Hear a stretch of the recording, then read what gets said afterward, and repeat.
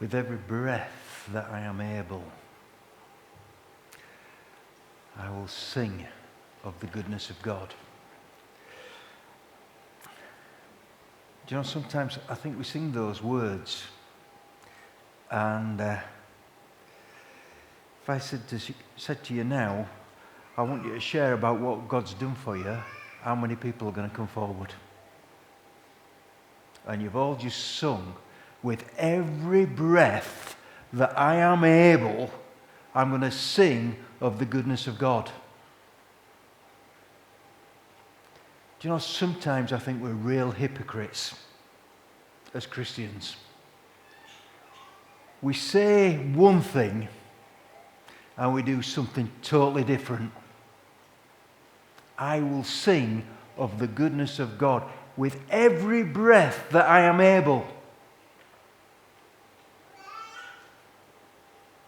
And the minute we get an opportunity, we sit quiet because we don't want to share what God's doing. You know, we've just heard about this place in India. Those people, it's not about the money. What it was is that the money that's going out there is being used to further the kingdom. And when you use things in a Hindu or a Muslim country to further God's kingdom, to tell people about Jesus, you are persecuted. We have it too easy because we sing the words and we don't mean them.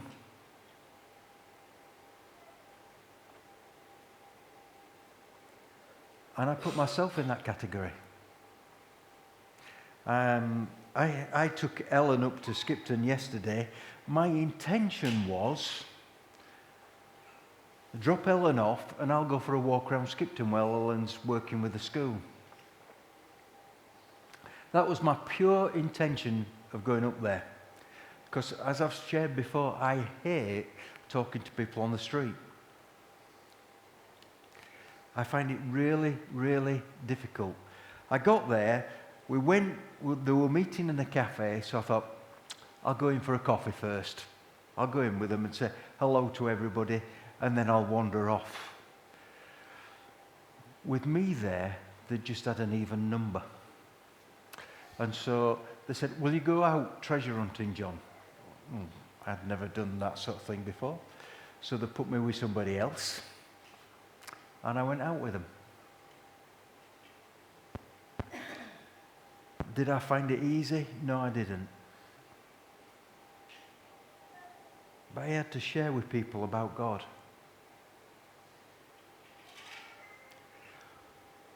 Where is our commitment?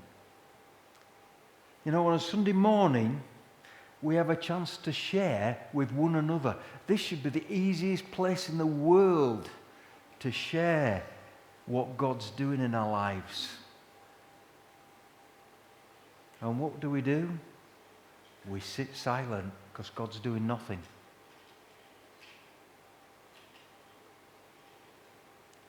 If we can't share with one another, how can we share with others what God's doing? How can we get excited about what God's doing? We complain that we used to do assemblies in schools, but nothing's been taught in schools about Christianity anymore. And we complain about why, isn't it? Because we don't stand up for what God is doing. It's our fault, not the state's fault. We blame the state. Oh, the government stopped doing this, allowing this in schools, and this has stopped and that's stopped. Why is it stopped? Because we say nothing. With every breath that I am able, I will sing of the goodness of God. And do we? The answer is no, we don't.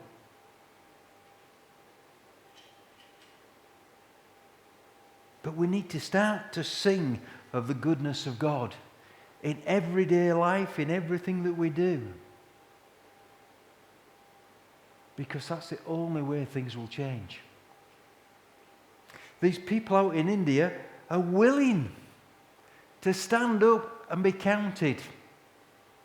And it's not the only place in the world where Christians are willing to stand up and be counted. China is another place where it happens. I had friends in Israel. As a Christian from the Western world, I could go to Israel and I could preach the gospel. But my Messianic friends, the Jews that had given their lives to Jesus, if they did it, they were persecuted.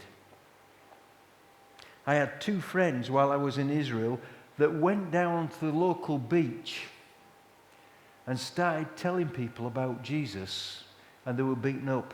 Their car was turned over and wrecked. The following week, they went back out on the same beach.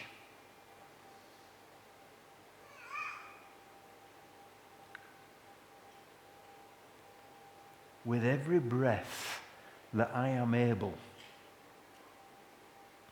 what do we do? With every breath that we are able, do we proclaim the goodness of God? Or do we keep quiet?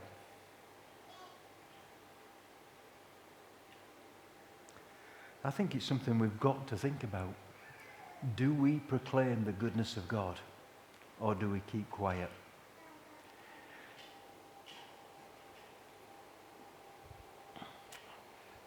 We've got to look at Jesus as an example. Last week we looked about Jesus calming the storm. We're in Mark this week. Chapter 5 we're going to be looking at. But when you look back, Jesus had just been teaching the people. Evening had come, so they got in the boat with the disciples. Jesus went to sleep because he was tired. They woke him up. He calmed the storm. And eventually they got to the other side of the Galilee. So he'd had a busy day the day before. He'd had a busy evening. And they get to the other side of the Galilee, and what happens? We're looking at chapter 5, verse 1 to about 13. They went across the lake to the region of Gennesaret. When Jesus got out of the boat, a man with an evil spirit came from the tombs to meet him. This man lived in the tombs, and no one could bind him anymore, not even with chain. For he had often been chained hand and foot, but tore the chains apart and broke the irons on his feet. No one was strong enough to subdue him. Night and day amongst the tombs and in the hills, he would cry out and cut himself with stones. When he saw Jesus from a distance, he ran and fell on his knees in front of him. He shouted at the top of his voice, "What do you want with me, Jesus, Son of the Most High God? Swear to God that you will not torture me." For Jesus said to him, "Come out of this man, you evil spirit." Then Jesus asked him, "What is your name?" "My name is Legion," he replied, "for we are many." And he begged Jesus again and again not to send them out of the area. A large herd of pigs was feeding on a nearby hillside. The demons begged Jesus, "Send us amongst the pigs. Allow us to go into them." He gave them permission, and the evil spirits came out and went into the pigs. The herd, about 2,000 in number, rushed down the steep bank into the lake and were drowned. Those tending the pigs ran off and reported this to the town and countryside, and the people went out to see what had happened. When they came to Jesus, they saw the man who had been possessed by the legion of demons sitting there, dressed and in his right mind, and they were afraid. Jesus has done all this other stuff, calmed the waves, and then he's jumped upon by this man that's coming running out of this graveyard. In other accounts, it says that he was naked and he was bleeding. It was a frightening sight. And this man came running to Jesus and dropped to his knees. Not because he wanted to know Jesus, but because of the possession that was within him. These demons didn't want to leave him. This was their home.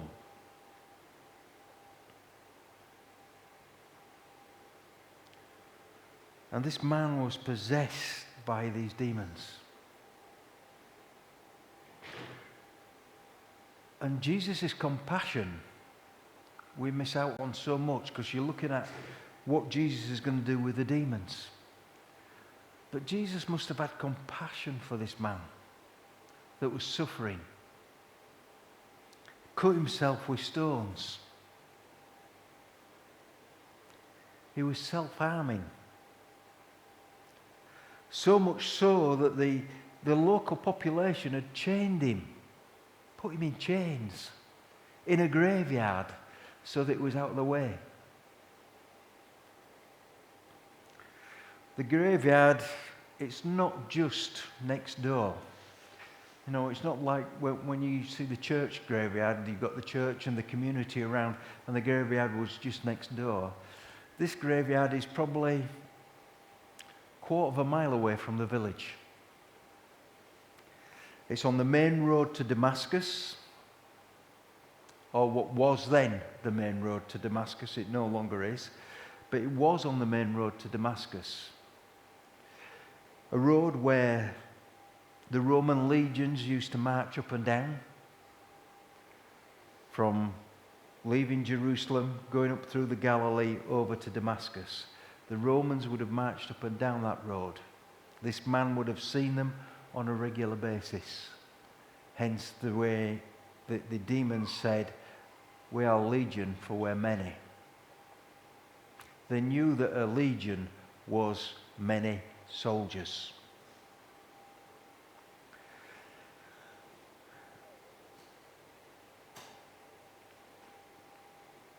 It's up a hillside, and you walk up this hillside, it's nice and twisty. The graveyard you can still see to this day. The town you can still see to this day, although it is an archaeological site now. Jesus didn't go up the hillside. The man saw him from a distance. He was probably walking in the area. Jesus didn't go into villages that were Gentile. And we're talking that this was a Gentile village. All the people in this village were Gentiles. They weren't Jews. One of the reasons that we know that, they were farming pigs. The Jews don't farm pigs.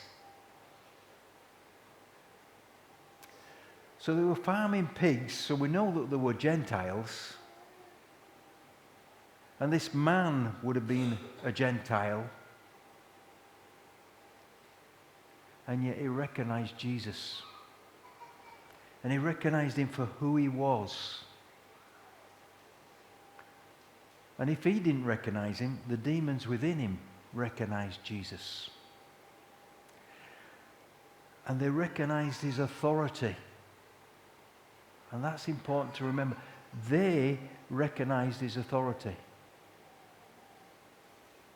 They knew what Jesus could do with them. And they begged that Jesus wouldn't send them away out of the area. I think one of the reasons they were hoping that Jesus wouldn't send them out of the area was because when Jesus left, they could get back into the man. And if we're not careful when we're dealing with things, they come back. But here we have a situation that this man recognizes Jesus, and he kneels at his feet and says, "Don't send us away." And so what happens is Jesus says, "Okay." And they say, "Right, there's a group of pigs over there, send us into them." Thinking they get into the pigs, they can get back to the man. And so Jesus says, "Fair enough, cast these demons out," and they go into the pigs.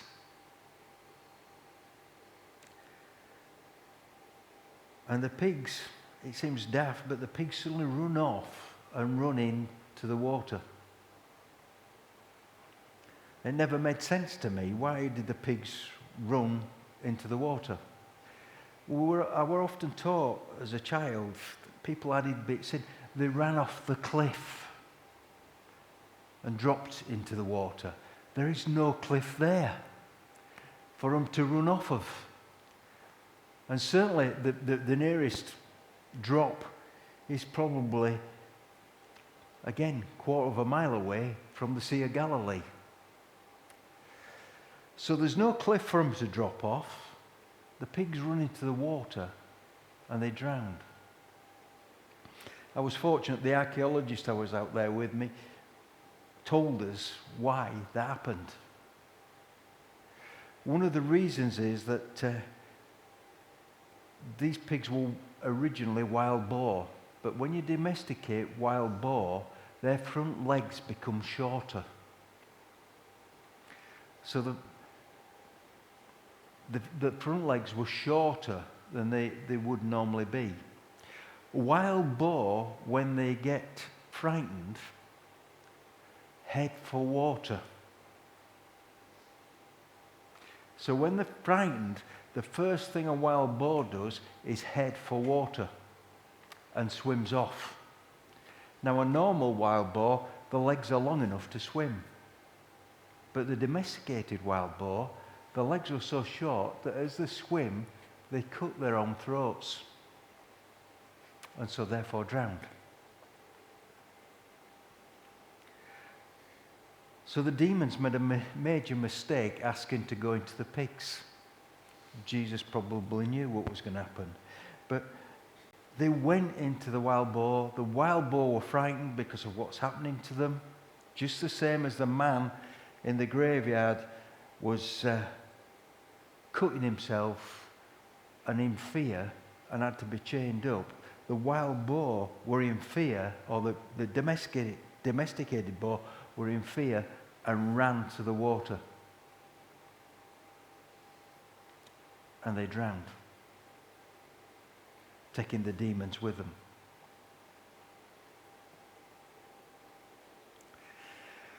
But then the farmers that were there and saw it went and told everybody else. You imagine, can't you, what we would do if our livelihood had just run off into the sea and drowned? Because that's what happened. Their livelihood ran off into the sea and drowned. What would we do in that instance? We'd probably go run and tell everybody else, all my pigs have run off. But the man that's had the demons is well. And so everybody would then come out to see what had happened.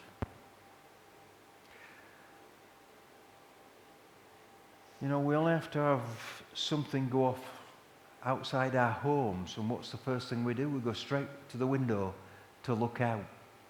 If we hear a noise or whatever that's unusual, the first thing we do is go and check what it is. These people were told of something that was unusual, came to check what it was. And when they got there, they see this man that they knew was dangerous. He's looking calm. He is fully dressed. and his life has changed.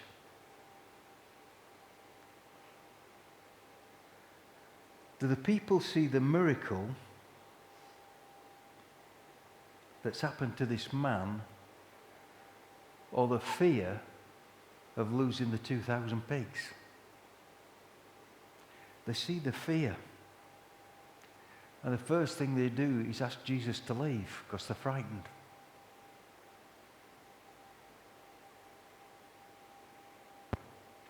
If you read on in the story,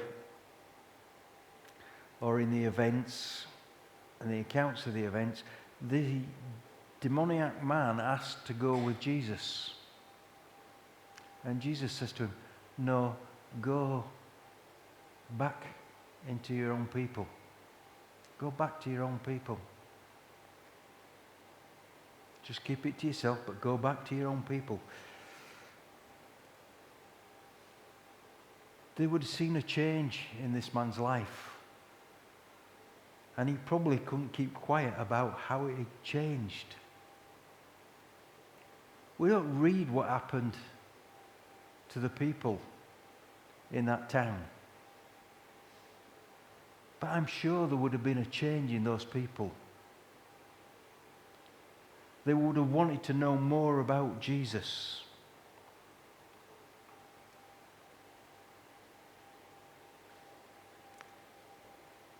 And the Galilee is not a massive area, so they would have heard other stories. The feeding of the 5,000 didn't take place too far away from this village or town.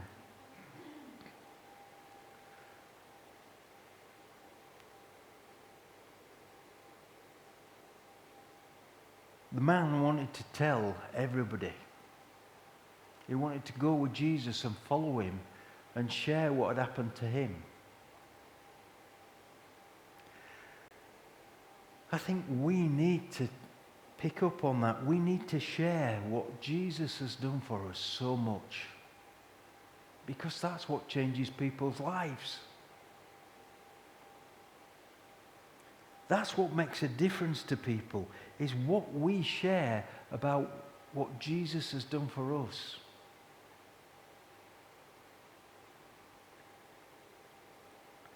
We need to be looking every day of our life, what's Jesus done with me today?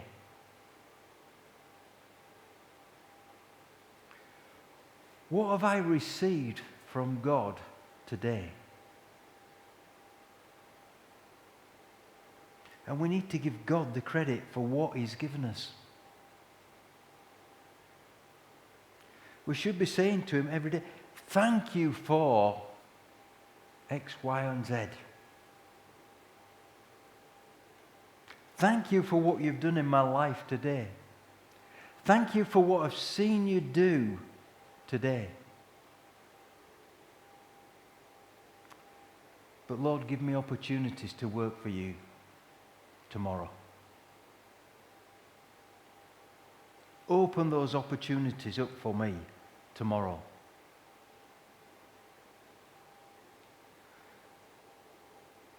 I think we just forget sometimes to ask God to open up opportunities for us.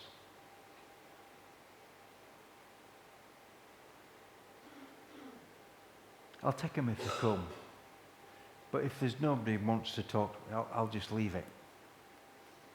Let's start asking God to give us opportunities. Lord, put things in front of me so I can't get round them. Lord, make me do things that I'm uncomfortable with.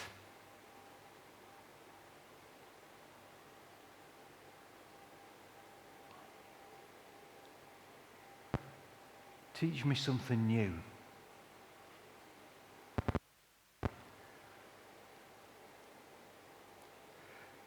And sometimes that's what we need to do. Just let God take us into a new place. What do you think the disciples were thinking? They've seen him teach the people in parables. They've got into a boat, he's calmed the wind and the waves. They get out of the boat and he heals the demoniac. They haven't been with him long. Reading the accounts, it doesn't sound like they've been with him that long at all. Who is this man that can control the wind and the waves?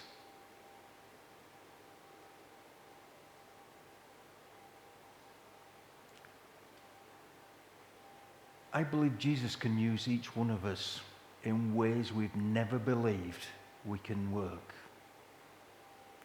I believe Jesus can use us to do many, many things and see many, many miracles. In fact, I don't only believe it, I know it.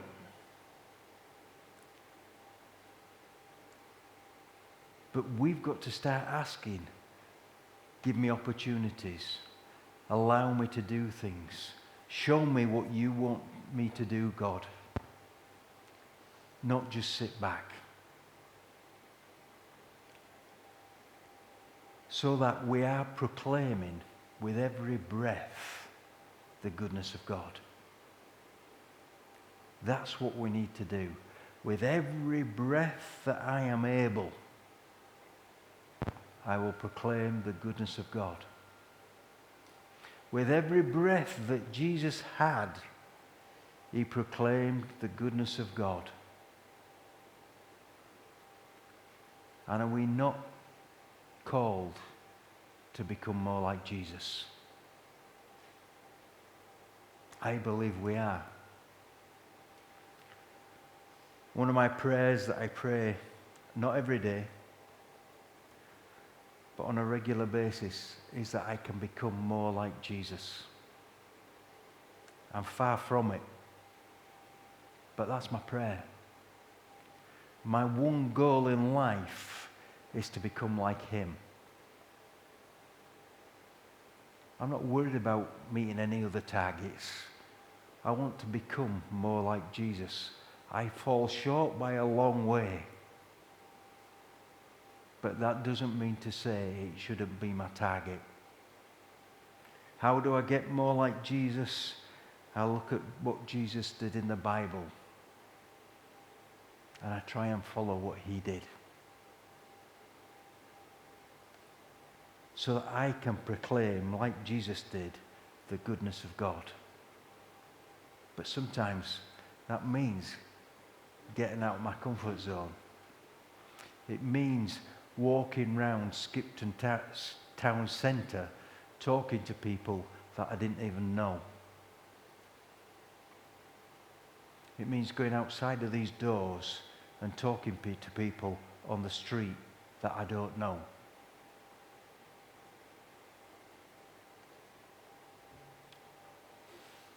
It means using every opportunity that God gives me to tell somebody about Jesus.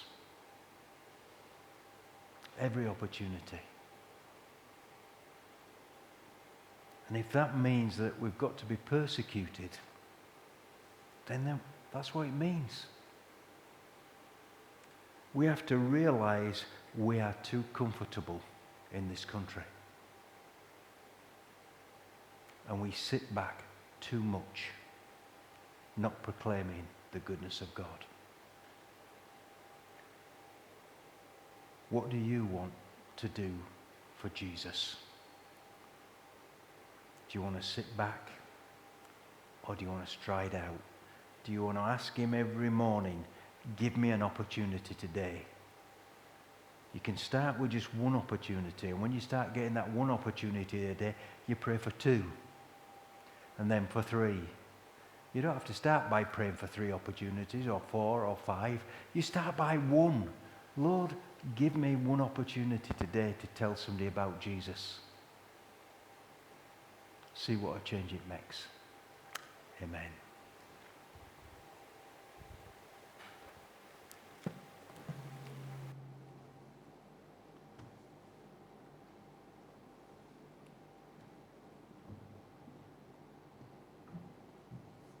Thank you, John.